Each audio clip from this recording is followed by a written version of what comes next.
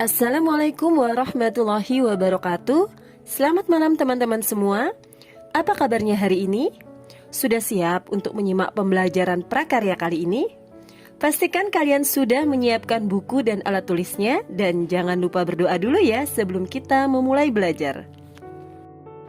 Pada malam hari ini Ibu akan menjelaskan materi pada modul 9 mata pelajaran prakarya mengenai kreasi limbah cangkang kerang. Kreasi limbah cangkang kerang ini merupakan materi kelas 8 untuk pendidikan kesetaraan paket B. Sebelum Ibu menjelaskan materi ini lebih lanjut, Ibu ingin bertanya kepada kalian, pernahkah kalian makan kerang? Baik kerang darah maupun kerang hijau, ataupun jenis kerang lainnya? Nah, jika kalian pernah mengkonsumsinya, maka yang kalian konsumsi tersebut adalah daging kerangnya. Sedangkan kulit atau cangkang kerangnya tidak bisa dikonsumsi. Cangkang kerang yang tidak bisa dikonsumsi tersebut akan menjadi limbah. Nah, pada materi kali ini Ibu akan menjelaskan mengenai bagaimana kita bisa memanfaatkan limbah cangkang kerang tersebut menjadi barang yang bermanfaat. Teman-teman, ada berbagai macam cangkang kerang tergantung pada jenis kerangnya. Umumnya, cangkang kerang memiliki bentuk yang unik dan indah.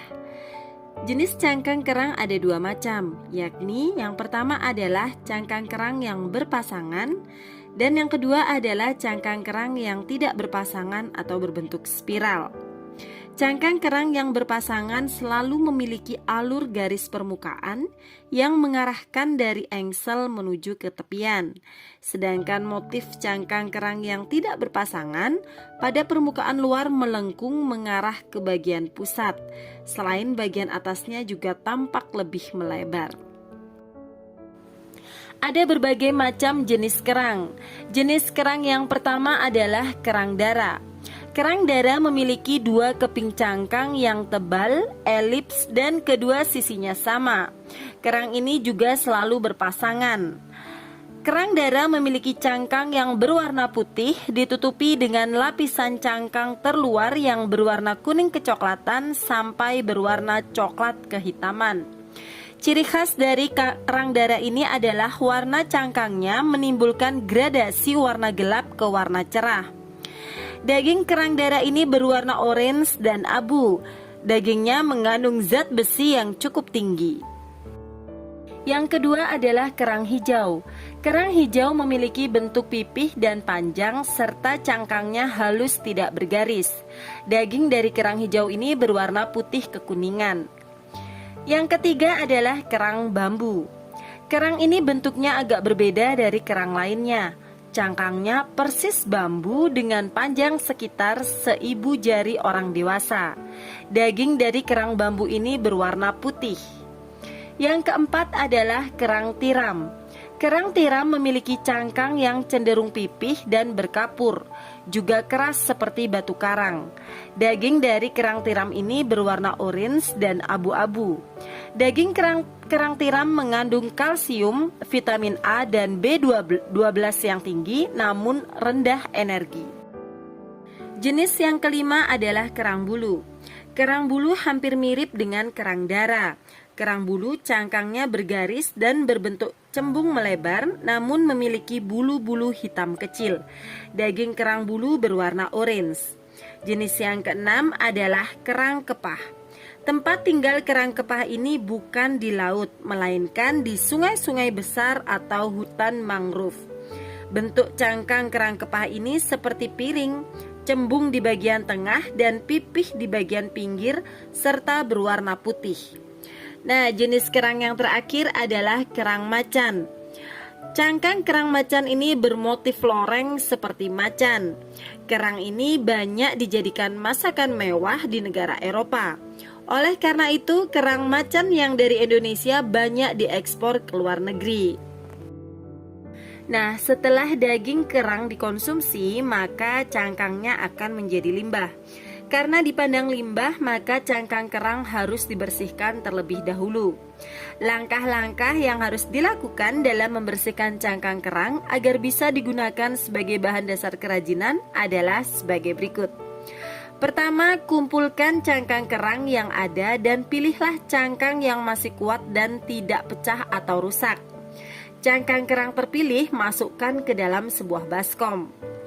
Langkah yang kedua, cucilah cangkang kerang dengan bersih. Bila ada air mengalir, maka tentu lebih bagus dalam pembersihannya. Membersihkan utamanya dari kotoran dan lumpur yang masih melekat. Langkah yang ketiga adalah merendam dalam larutan pemutih. Pemutih akan menghilangkan tanah, kotoran, dan jaringan binatang dari kerang. Namun sejumlah kolektor kerang memperingatkan penggunaan pemutih ini. Kenapa? Karena dapat merusak warna kerang dan membuatnya bau pemutih selamanya. Cara membersihkan kerang menggunakan pemutih ialah mengisi panci dengan air dan pemutih dengan perbandingan 1:1. Volume keduanya harus cukup penuh untuk merendam seluruh kerang. Rendam kerang di dalam larutan. Kalian akan melihat lapisan yang bersisik dan keras mengelupas dari kerang. Ini disebut dengan periostrakum atau lapisan kulit kerang yang paling luar. Setelah lapisan tersebut terkelupas, kalian bisa mengangkat kerang dari larutan. Kalian juga bisa menggunakan sikat gigi untuk menghilangkan partikel lainnya dari kerang. Bilas kerang sampai bersih dan biarkan kering. Oleskan baby oil atau minyak mineral pada kerang untuk membuatnya kembali berkilau. Jika kalian tidak menginginkan menggunakan pemutih dalam proses pembersihannya, maka langkah yang keempat adalah kalian cukup merendamnya saja selama 1 hari penuh. Kemudian, buanglah air rendaman tersebut. Bilas dengan air bersih sambil diaduk-aduk agar semua cangkang menjadi bersih. Langkah kelima adalah gunakan sikat gigi bekas untuk membersihkan sisa kotoran yang menempel pada celah-celah dan gerigi cangkang kerang hingga bersih.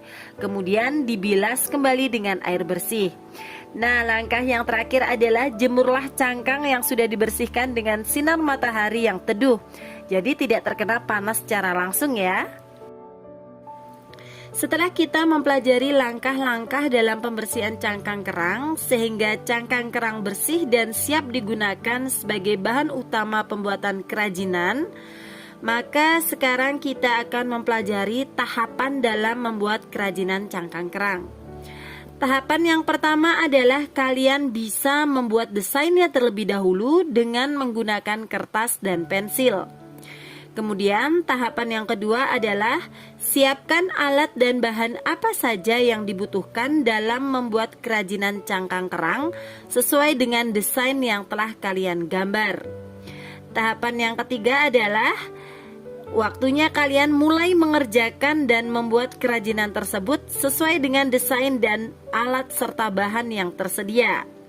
Terakhir, kalian bisa melakukan finishing atau penghalusan. Ada berbagai macam kreasi yang bisa kita hasilkan melalui cangkang kerang. Jenis kreasi dari cangkang kerang tersebut misalnya yang pertama adalah bros. Kalian bisa lihat jenisnya pada slide berikut ini ya.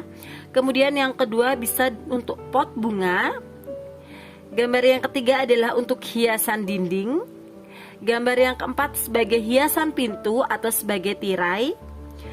Yang kelima adalah tas yang unik, jadi tas memang berbentuk kerang langsung, hanya ditambahkan tali atau pengait. Kemudian ada juga sebagai bingkai foto.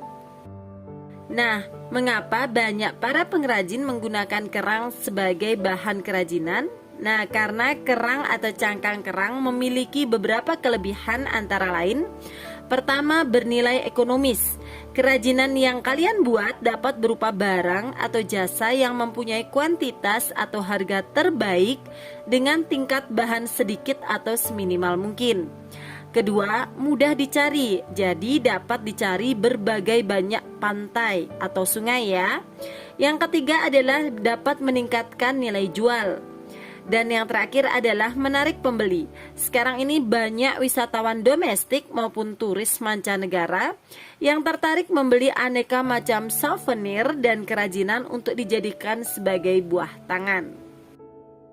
Alhamdulillah, selesai sudah materi modul 9 mata pelajaran prakarya mengenai kreasi limbah cangkang kerang. Untuk video tutorial pembuatan kerajinan cangkang kerang bisa kalian cari sendiri di YouTube ya. Ibu berharap setelah kalian memahami materi ini, kalian bisa membuat salah satu hasil kerajinan dari cangkang kerang sendiri di rumah. Semoga apa yang Ibu sampaikan pada malam hari ini bisa bermanfaat dan menambah wawasan keilmuan kalian. Ibu mohon maaf apabila selama menyampaikan materi terdapat kata-kata yang kurang berkenan untuk kalian. Sekian dan terima kasih. Sampai jumpa pada materi berikutnya. Selamat malam dan wassalamualaikum warahmatullahi wabarakatuh.